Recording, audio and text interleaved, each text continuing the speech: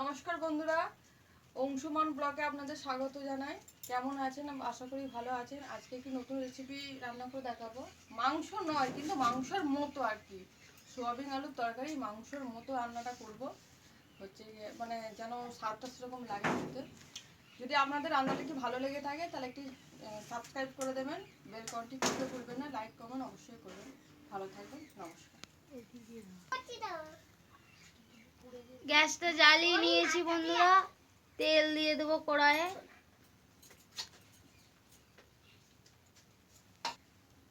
তেলটা গরম হোক বন্ধুরা। এই যে আলু আর সোয়াবিন সিদ্ধ করে আগে থেকে ভেজে নিয়েছি, সিদ্ধ করে ভাজা আছে আগে থেকে।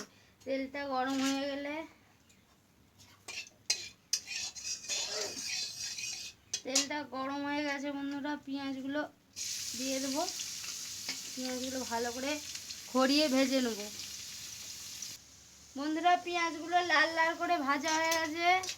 এই যে এখানে আদা, রসুন, লঙ্কা গুঁড়ো, ধনে গুঁড়ো, হলুদ গুঁড়ো সব দেওয়া আছে। এবার ভালো করে কষিয়ে নেব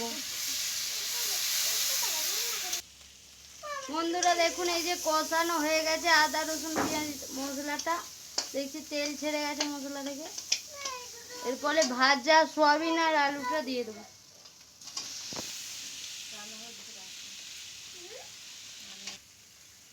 আলু আর সোয়াবিন দিয়ে একটু মশলাটার সাথে নাড়াচাড়া করে হালকা করে জল দেবো।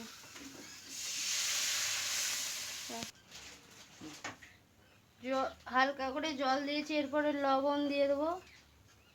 লবণ দিয়ে নাড়াচাড়ে একটু ফুটে গেলেই নামিয়ে দেবো। এই যে দেখুন বন্ধুরা, হয়ে গেছে কষা কষা সয়াবিন আলুর তরকারি। এবার নামিয়ে নেব। এই যে নামিয়ে দিচ্ছি।